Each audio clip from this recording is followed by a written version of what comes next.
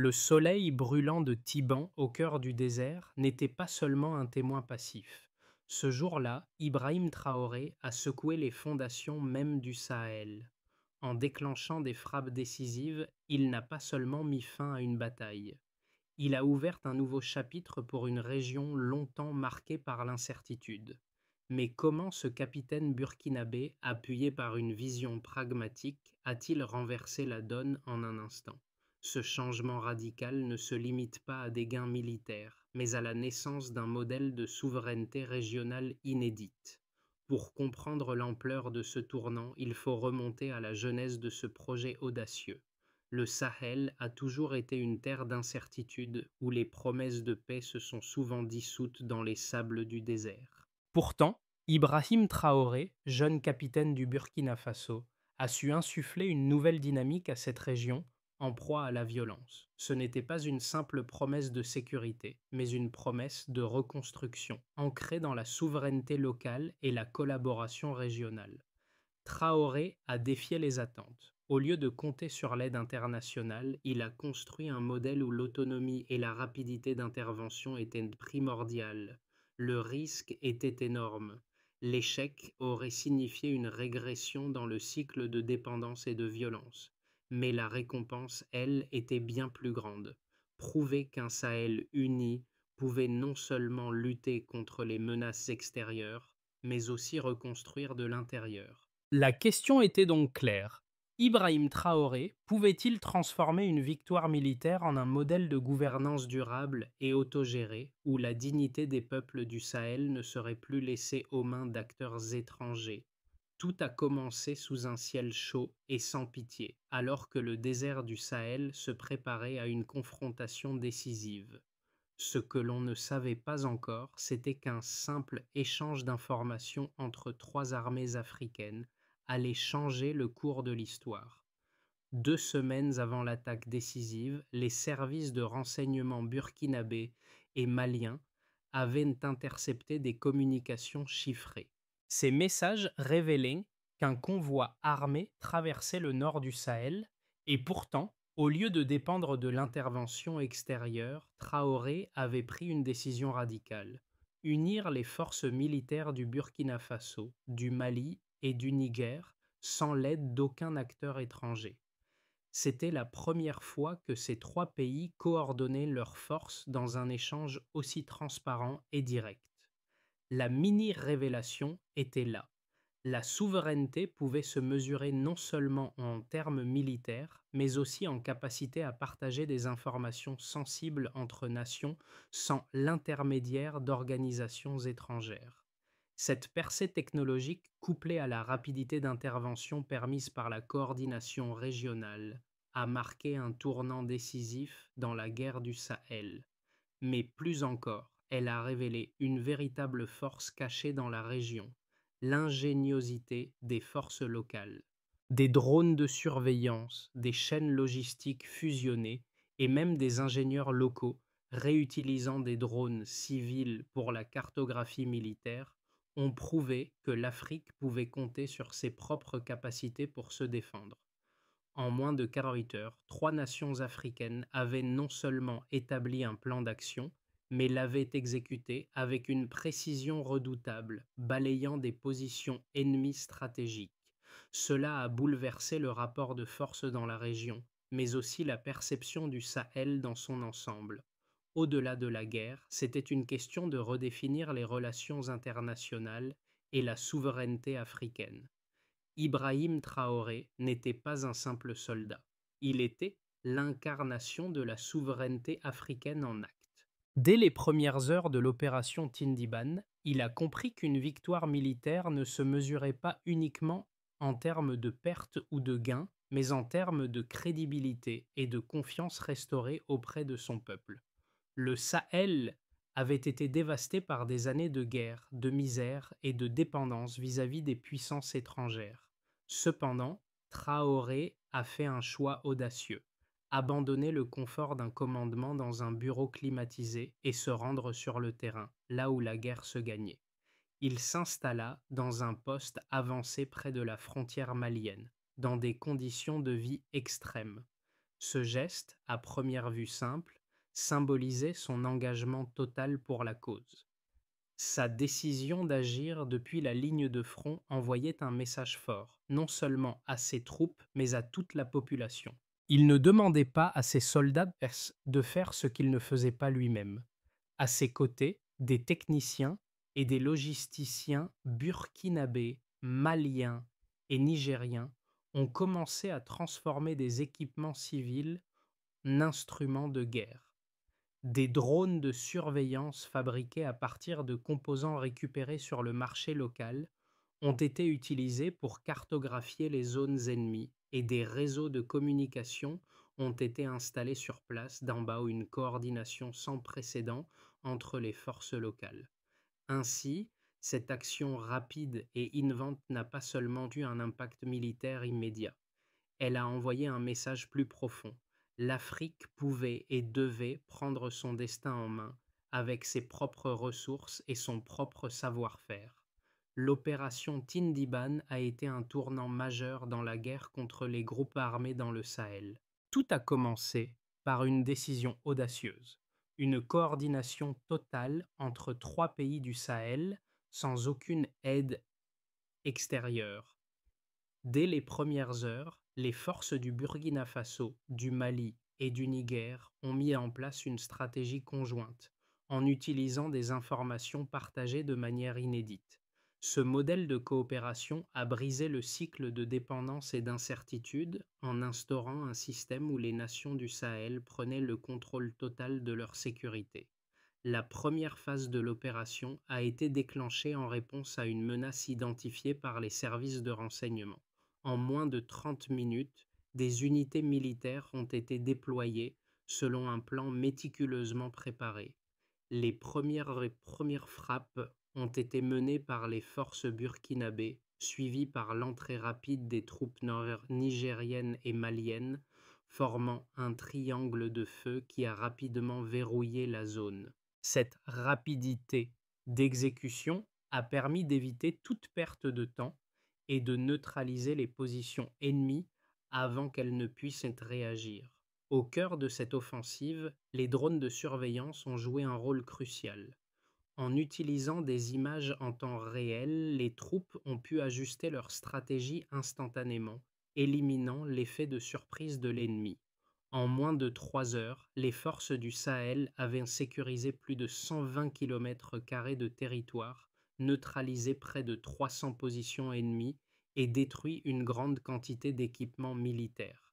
Mais plus que cette victoire tactique, ce qui marquait un véritable tournant, c'était le modèle de gouvernance qui s'était établi derrière cette action militaire. Le succès de Tindiban ne résidait pas seulement dans la coordination militaire, mais aussi dans la gestion locale des ressources. Les troupes étaient entièrement autonomes, utilisant des chaînes d'approvisionnement locales pour le carburant, les munitions et la maintenance.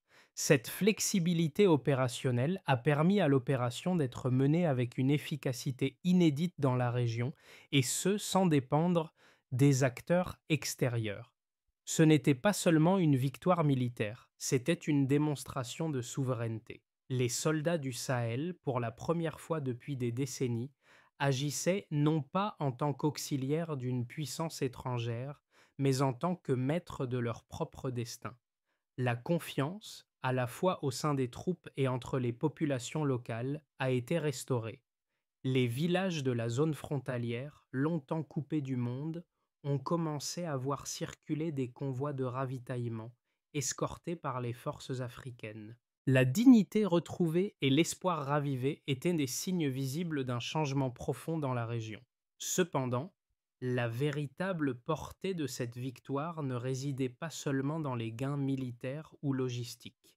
Ce qui était en jeu, c'était la reconstruction d'une nation et d'une région à partir de ses propres forces.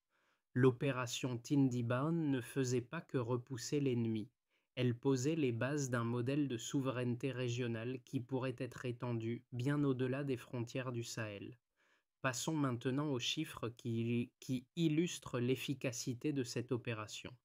En moins de 48 heures, les forces du Sahel ont pu accomplir ce que beaucoup pensaient impossible, sécuriser plus de 120 km² de territoire, neutraliser 287 positions ennemies et surtout ne subir aucune perte humaine du côté sahélien. Le taux de défaillance des 9 corridors logistiques tracés entre le Mali, le Niger et le Burkina Faso était inférieur à 2%. Ce chiffre représente une révolution dans une région historiquement dépendante de l'aide extérieure pour ses opérations militaires. Le carburant, les munitions, la maintenance, tout a été fourni localement. Ce modèle d'autosuffisance a non seulement renforcé la résilience des forces en place, mais a aussi montré qu'un réseau d'approvisionnement interne pouvait être plus efficace que tout autre système importé. L'impact psychologique de ces chiffres a été tout aussi puissant. Après l'opération, une enquête menée dans les villages de la zone frontalière a révélé qu'un impressionnant 44% des habitants ont déclaré avoir retrouvé confiance dans leurs forces armées nationales, un chiffre inimaginable il y a à peine quelques années, lorsque la présence militaire était souvent perçue comme un symbole d'oppression ou de dépendance. En comparaison, il y a seulement 10 ans, ce taux ne dépassait pas 30%. Mais l'un des résultats les plus marquants de l'opération Tindiban a été l'absence totale de pertes humaines parmi les forces sahéliennes. Ibrahim Traoré, dans un entretien après l'opération, a souligné que ce succès était dû à un calcul stratégique précis et au respect de la vie humaine à chaque étape de l'opération. Cela a non seulement renforcé la crédibilité de la doctrine militaire sahélienne, mais a également permis de bâtir un modèle basé sur l'efficacité et la préservation des vies humaines.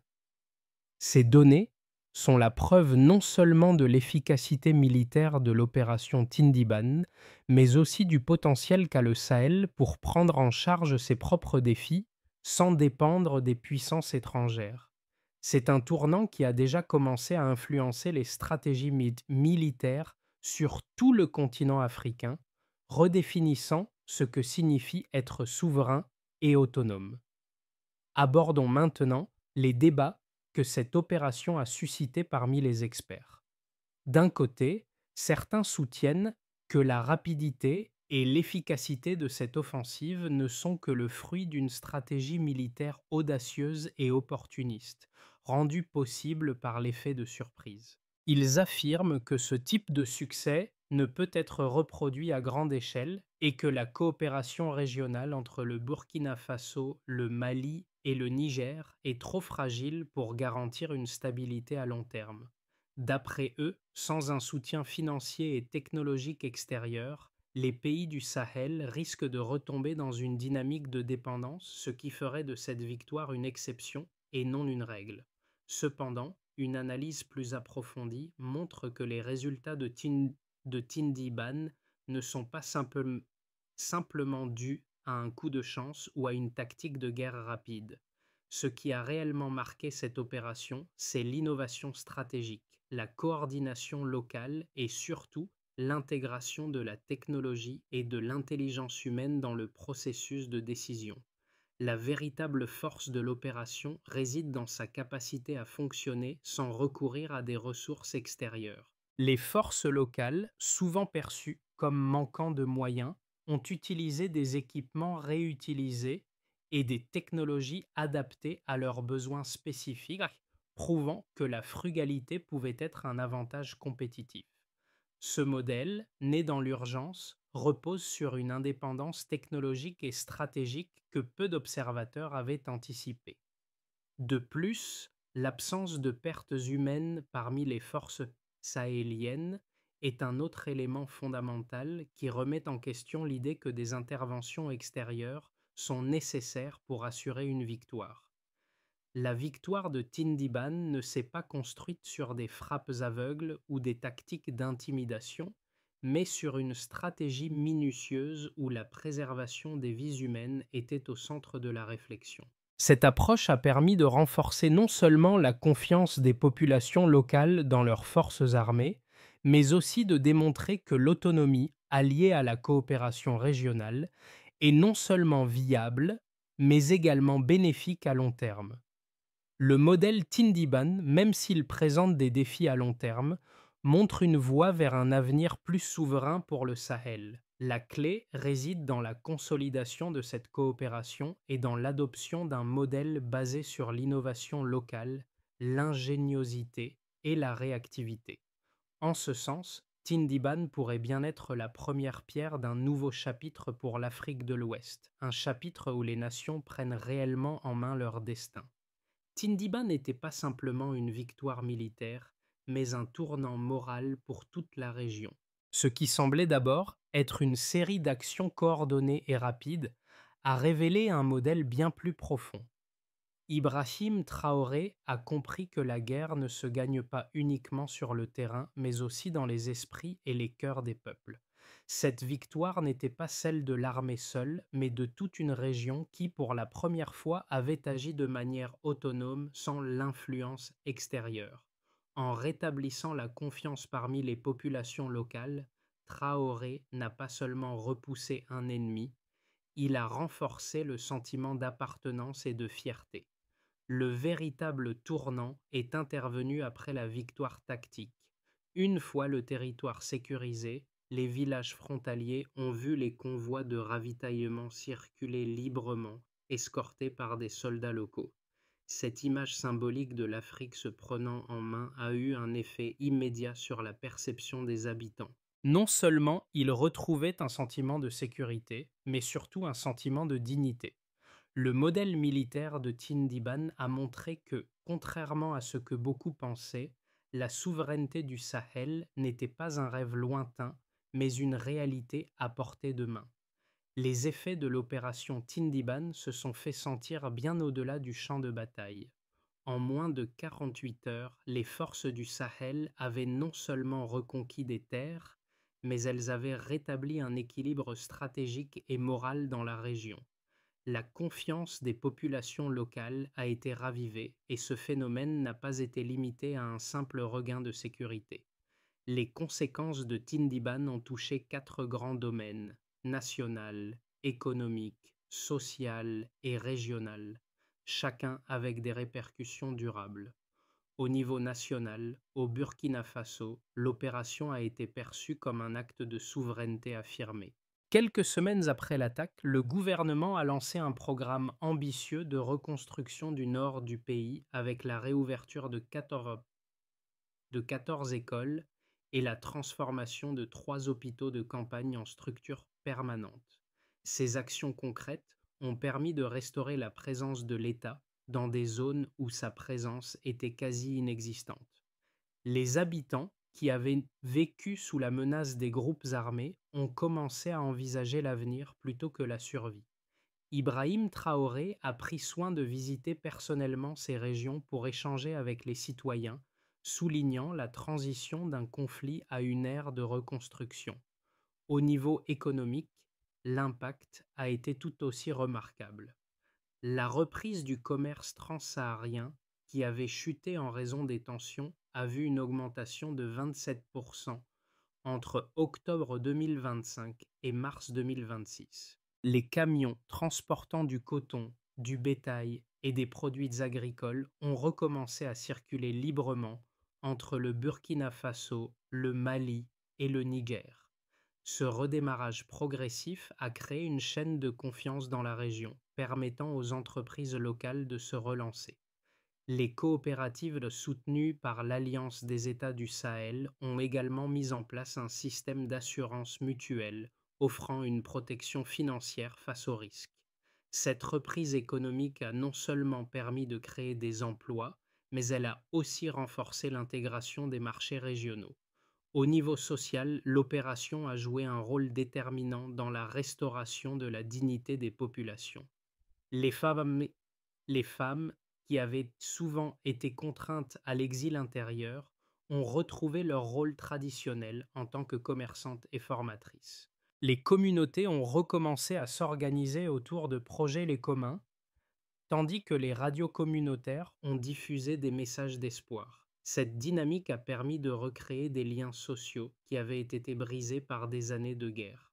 Le retour à la normalité, bien que progressif, a apporté un sentiment d'unité qui dépassait les frontières nationales. Enfin, sur le plan régional, l'opération Tindiban a servi de catalyseur pour une nouvelle forme de coopération entre les pays du Sahel. Le modèle de gouvernance de Traoré, basé sur l'autonomie et la réactivité, a été adopté par les armées du Mali et du Niger, qui ont intégré les principes de la doctrine Tindiban dans leur propre stratégie militaire. Des réunions régulières ont été organisées entre les chefs militaires de ces pays et un conseil permanent a été établi à Niamey pour superviser les projets communs. L'impact de cette collaboration est déjà visible dans les rapports de l'Union africaine qui a cessé de classer le Sahel comme une zone rouge et l'a redéfini comme une région de transformation stratégique. Ce changement de perception témoigne d'une nouvelle vision pour l'avenir du Sahel fondée sur l'unité, la coopération et la résilience. L'héritage de Tindiban ne réside donc pas uniquement dans la victoire militaire, mais dans la façon dont il a transformé la dynamique socio-économique et politique de toute la région. Ce modèle, s'il est soutenu, pourrait avoir des répercussions bien au-delà du Sahel, redéfinissant le rôle de l'Afrique dans la gestion de ses propres défis. L'avenir du Sahel après Tindiban s'écrit selon trois trajectoires possibles: prudente, ambitieuse et critique. Chacune d'entre elles repose sur des hypothèses différentes quant à la stabilité politique, la coopération régionale et les ressources disponibles pour maintenir les acquis de l'opération. Dans le scénario de base, celui d'une consolidation prudente, les pays du Sahel continuent à maintenir leur modèle de coopération militaire actuel, tout en renforçant les infrastructures civiles. Les effectifs combinés du Burkina Faso, du Mali et du Niger resteraient autour de 40 000 soldats, soutenus par un réseau de 30 drones et 12 bases tactiques. L'objectif principal serait de sécuriser les routes commerciales essentielles et de renforcer la chaîne alimentaire, tout en maintenant une pression constante contre les groupes armés. Toutefois, ce modèle supposerait un financement interne suffisant et une cohésion politique stable entre les trois pays. Si ces conditions sont réunies, la région pourrait bénéficier d'une stabilité mesurable à long terme, mais il resterait des vulnérabilités à long terme, notamment vis-à-vis de la pression externe et des défis internes à chaque pays. Le scénario optimiste envisage une expansion régionale. L'optimisme découle de l'adoption du modèle Tindiban par d'autres nations du Sahel et de l'Afrique de l'Ouest. Le Ghana, le Tchad et la Guinée pourraient s'associer à l'Alliance des États du Sahel pour créer un pôle de sécurité ouest-africain indépendant, basé sur les principes de coordination locale et d'autosuffisance. Les ingénieurs du Sahel partageraient leurs technologies de surveillance avec ces pays et les académies militaires adopteraient la doctrine Tindiban. Dans ce scénario, la croissance économique régionale pourrait dépasser 4% grâce à la réouverture des corridors transsahariens, l'intégration des marchés et la libéralisation des échanges. Cependant, ce succès supposerait une confiance renforcée entre les pays partenaires et une neutralisation des ingérences extérieures, ce qui pourrait s'avérer complexe à réaliser dans le contexte géopolitique actuel. Le scénario critique envisage une réalité plus sombre dans laquelle les sanctions économiques et la désinformation étrangère fragilisent la cohésion interne des pays du Sahel.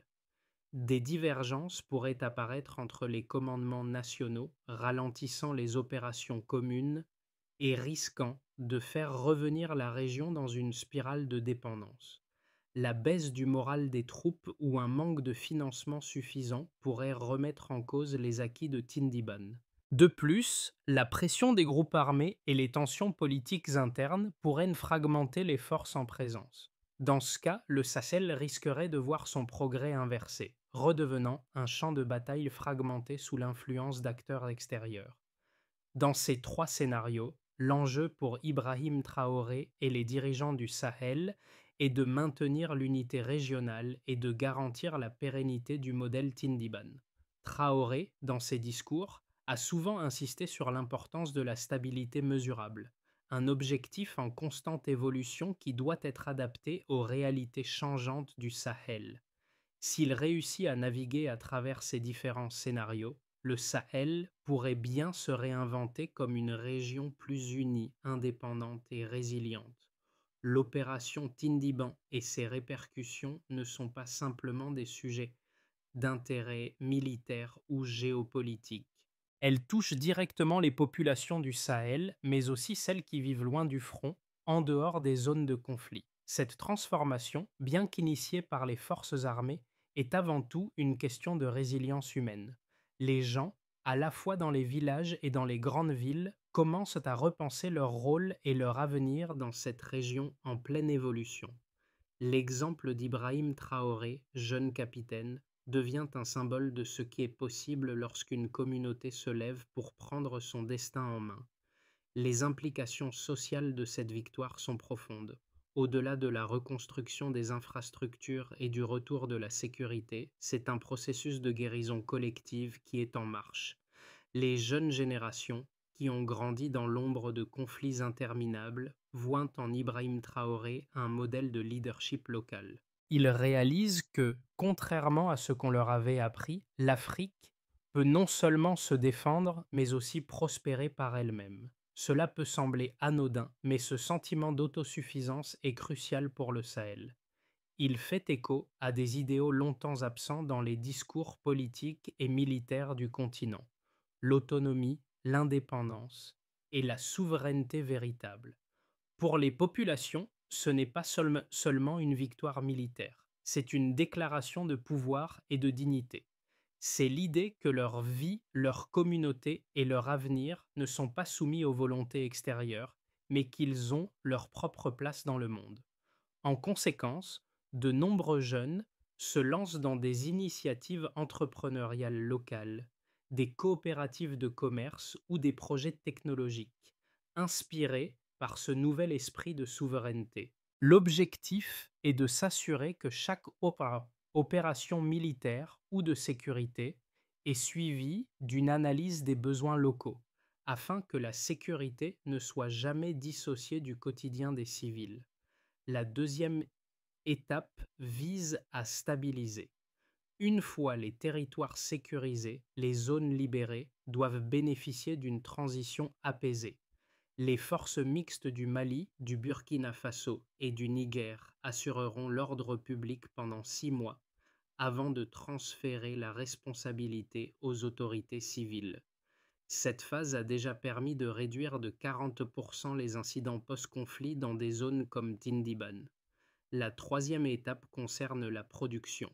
Les anciennes bases militaires seront converties en centres de production régionaux, soutenant les initiatives agricoles, industrielles et technologiques locales. Ce processus vise à rendre les économies locales plus autonomes et résilientes face aux crises. La quatrième étape est dédiée à la formation. Un programme de formation destiné aux jeunes générations sera mis en place, axé sur les compétences techniques et stratégiques. En formant les leaders locaux de demain, cette étape garantit que la souveraineté sera préservée à long terme. La cinquième étape porte sur la transmission. Enfin, il est essentiel de transmettre le modèle Tindiban aux autres pays du Sahel et au reste de l'Afrique. Ce modèle de souveraineté locale et de coopération régionale doit servir d'exemple pour toute la région, montrant que l'avenir de l'Afrique peut être façonné par ses propres mains, sans dépendance extérieure. En appliquant ces 5 étapes, Ibrahim Traoré espère non seulement renforcer la stabilité du Sahel, mais aussi établir un précédent pour l'ensemble du continent, celui d'une Afrique indépendante et autonome, prête à écrire son propre futur.